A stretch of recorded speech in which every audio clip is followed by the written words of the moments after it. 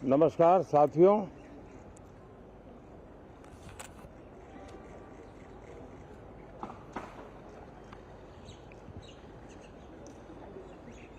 शीतकालीन सत्र है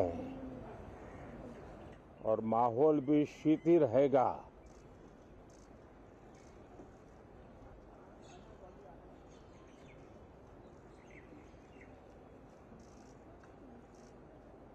दो 2024 का ये अंतिम कालखंड चल रहा है।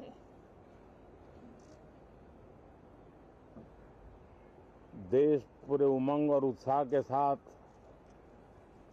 2025 के स्वागत की तैयारी में भी लगा हुआ है। साथियों, संसद का ये सत्र अनेक प्रकार से विशेष है और सबसे बड़ी बात है हमारे संविधान के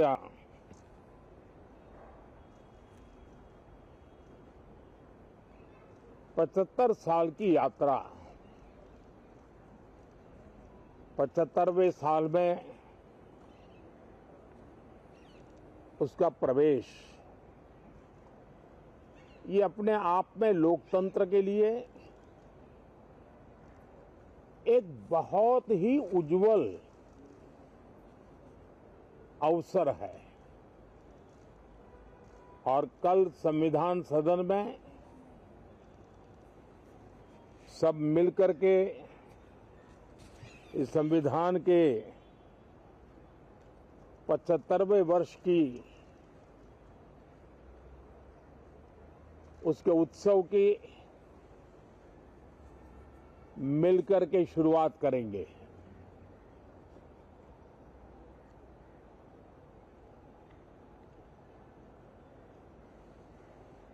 संविधान निर्माताओं ने संविधान निर्माण करते समय एक एक बिंदु पर बहुत विस्तार से बहस की है और तब जाकर के ऐसा उत्तम दस्तावेज हमें प्राप्त हुआ है। और उसकी एक महत्वपूर्ण इकाई है हमारी संसद। हमारे सांसद भी और हमारी संसद भी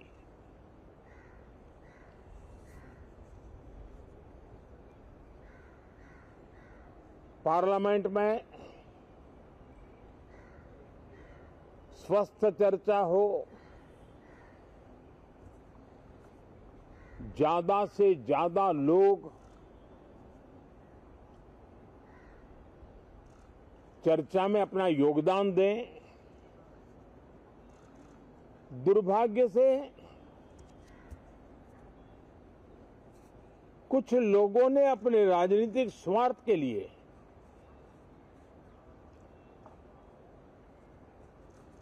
जिनको जनता ने अस्वीकार किया है, वे संसद को भी मुट्ठी भर लोगों के हुड़दंगबाजी से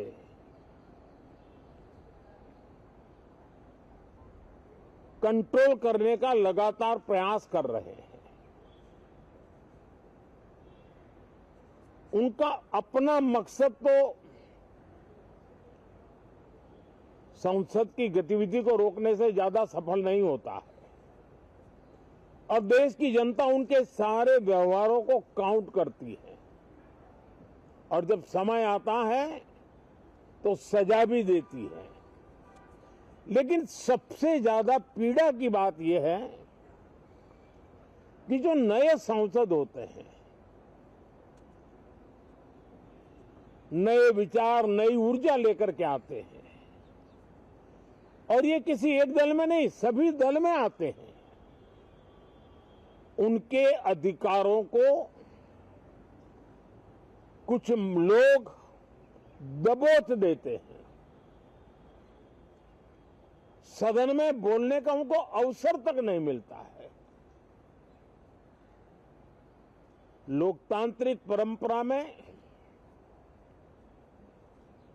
हर पीढ़ी का काम है आने वाली पीढ़ियों को तैयार करे, लेकिन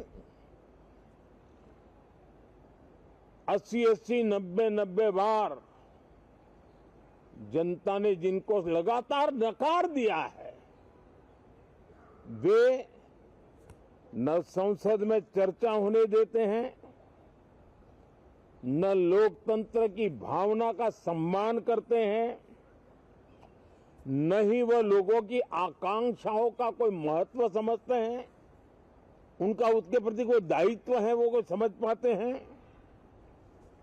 और उसका परिणाम है वो जनता की उम्मीदों पर कभी भी खरे नहीं उतरते हैं और परिणाम स्वरूप जनता को बार बार उनको रिजेक्ट करना पड़ रहा है। साथियों, ये सदन लोकतंत्र की 2024 के पार्लियामेंट के चुनाव के बाद देश की जनता को अपने अपने राज्यों में कुछ स्थानों पर अपनी भावना, अपने विचार, अपनी अपेक्षाएं प्रकट करने का अवसर मिला है। उसमें भी 2024 के लोकसभा के चुनाव के नतीजों को और अधिक ताकत दी गई है राज्यों के द्वारा और अधिक बल प्रदान किया गया है और अधिक समर्थन का व्याप बढ़ा है। और लोकतंत्र की यह शर्त है कि हम जनता जनार्दन की भावनाओं का आदर करें, उनकी आशा अपेक्षाओं पर खरा उतरने के लिए दिन रात मेहनत करें। मैं बार बार खास करके विपक्ष के साथियों से आग्रह करता रहा हूं और कुछ विपक्ष बहुत जिम्मेदारी से व्यवहार करते भी हैं। उनकी भी इच्छा रहती है कि सदन में सुचारू रूप से काम हो, लेकिन लगातार जिनको जनता ने नकार दिया है, वे अपने साथियों की बात को भी दबोच देते थे, उनकी भावनाओं का भी अनादर करते हैं, लोकतंत्र की भावनाओं का अनादर करते हैं। मैं आशा करता हूं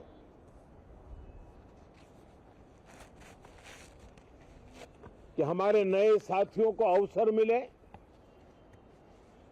सभी दल में नए साथी हैं, उनके पास नए विचार है, भारत को आगे ले जाने के लिए नई नई कल्पनाएं हैं।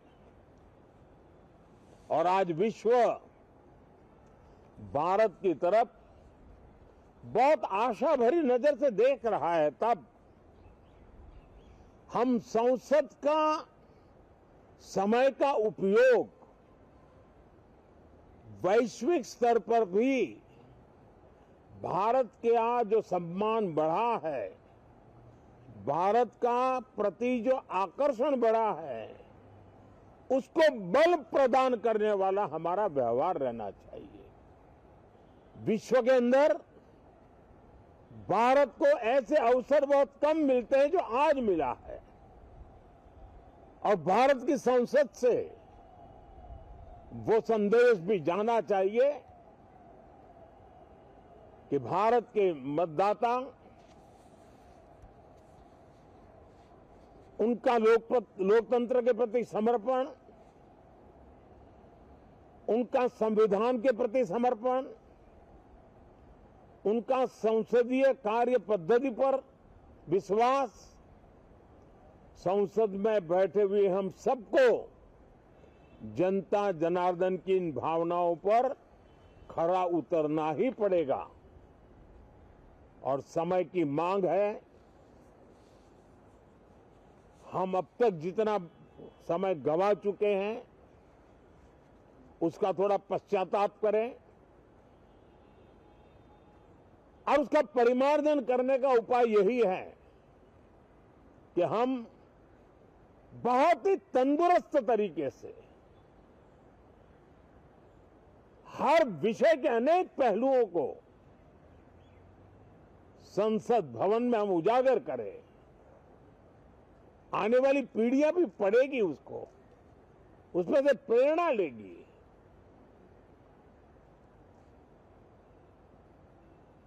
मैं आशा करता हूं कि ये सत्र बहुत ही परिणामकारी हो, संविधान के 75वें वर्ष की शान को बढ़ाने वाला हो, भारत की वैश्विक गरिमा को बल देने वाला हो, नए सांसदों को अवसर देने वाला हो, नए विचारों का स्वागत करने वाला हो। इसी भावना के साथ मैं फिर एक बार सभी माननीय सांसदों को उमंग और उत्साह के साथ इस सत्र को आगे बढ़ाने के लिए निमंत्रित करता हूं, स्वागत करता हूं। आप सब साथियों का भी बहुत बहुत धन्यवाद। नमस्कार।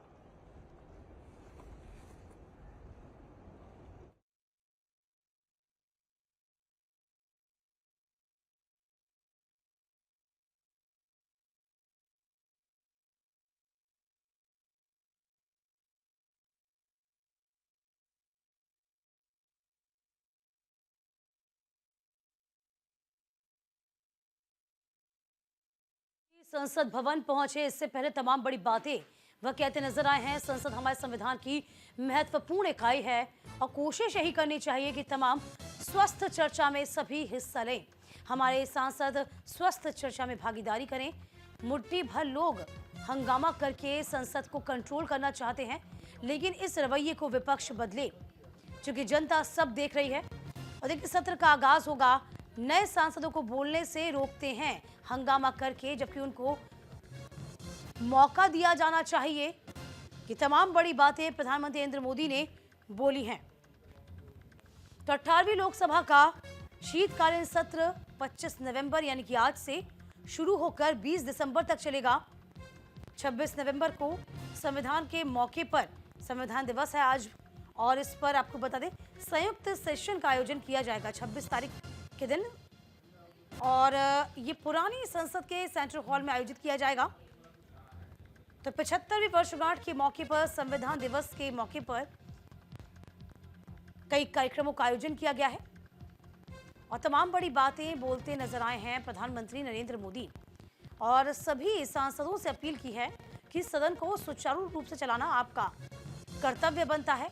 आप तमाम जो चुने हुए नए सांसद हैं, जो चुने हुए नए प्रतिनिधि हैं, उनको आप पर्याप्त बोलने का अवसर दें, क्योंकि जनता से जुड़े हुए मुद्दे इसी सत्र में रखे जाते हैं, इसी सदन में रखे जाते हैं। उन पर चर्चा हो, विचार विमर्श हो और वो कानून का चोला पहने, ये कोशिश हम सभी की सुनिश्चित होनी चाहिए। इससे पहले आपको बता दें, संसदीय कार्य मंत्री किरण रिजिजू ने भी ट्वीट किया था और संसद का शीतकालीन सत्र 25 नवंबर से शुरू हो रहा है, 20 दिसंबर 2024 तक चलेगा। देखिए, इस बीच आपको ये भी बता दें, ये पूरा सत्र हंगामेदार हो सकता है, क्योंकि कयास लगाए जा रहे हैं अडानी का मुद्दा हो गया या फिर मणिपुर का मुद्दा हो गया। इसे लेकर घेरने की कोशिश एक बार फिर से की जाएगी। तो 18वीं लोकसभा के शीतकालीन सत्र में वक्फ विधायक, वन नेशन वन इलेक्शन समेत कई बिल पेश होने की उम्मीद है, और इसी के साथ साथ जम्मू कश्मीर को पूर्ण राज्य दर्जा देने का प्रस्ताव भी पास होने की संभावना है। हाल ही में कश्मीर में 10 साल के बाद विधानसभा चुनाव हुए हैं और इन प्रस्तावों को लेकर विपक्ष का रुख भी तीखा देखने को मिल सकता है। लिहाजा संसद के 2024 के शीतकाल के जो सत्र चलेगा, उसके हंगामेदार होने के आसार भी नजर आ रहे हैं। आपको याद होगा कि मानसून सत्र, यदि कि इससे पहले के सत्र के हम जिक्र करते हैं, तो तब 4 बिल पारित किए गए थे।